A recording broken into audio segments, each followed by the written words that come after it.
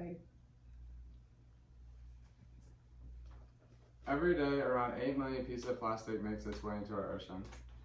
As a Florida native, I enjoy surfing and I see plastic in the ocean frequently.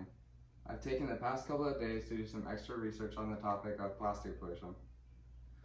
I'm going to try and convince y'all why it's worth your time and effort to make a change to reduce the amount of plastic pollution that is in our ocean and in our world in general.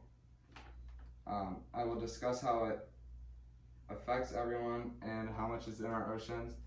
I'm going to discuss how we could solve that, and I'll explain how this significantly reduced plastic pollution in the ocean.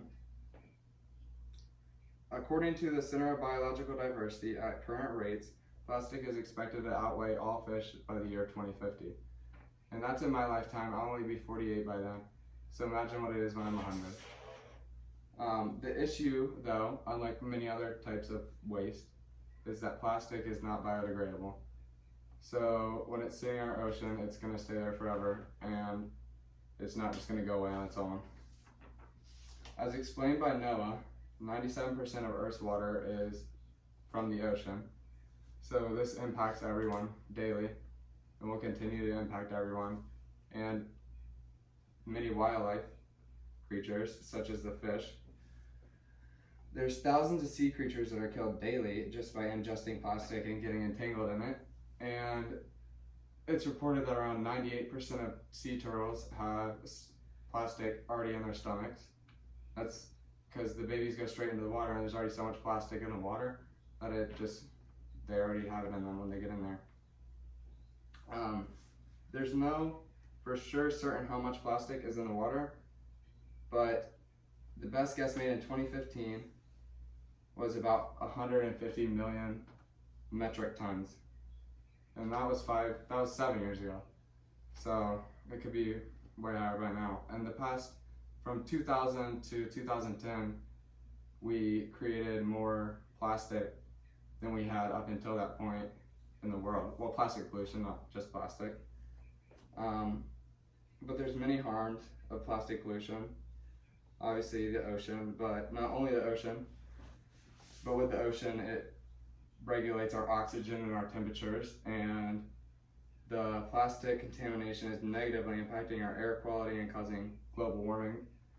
Globally, obviously it's global warming. Another harm of plastic pollution is the direct impact it has on wildlife. It's killing not only sea creatures, but creatures that have to drink water that's contaminated by plastic, or creatures that go in the water and get plastic ingested in them or tangled around them. So there's many creatures affected by it, but also people surfing, people swimming in the water. Nobody wants plastic on them if you're swimming in the ocean. As I see it, the best solution though would be to reduce the amount of single-use plastics, because most plastics produced today are made with a single-use design. And many organizations such as NOAA and the Center for Biological Diversity agree that eliminating single-use plastics will significantly reduce the plastic pollutions in our oceans. According to the International Union for Conservation of Nature, it says that the combination of a policy change and individual behavior change will have the greatest impact on plastic pollution and helping reduce it. The government can have the largest effect by requiring companies to sell less single-use plastics and implement sustainable replacements, which would take so long and is highly unlikely because businesses wouldn't profit off of it and the government can't change that now.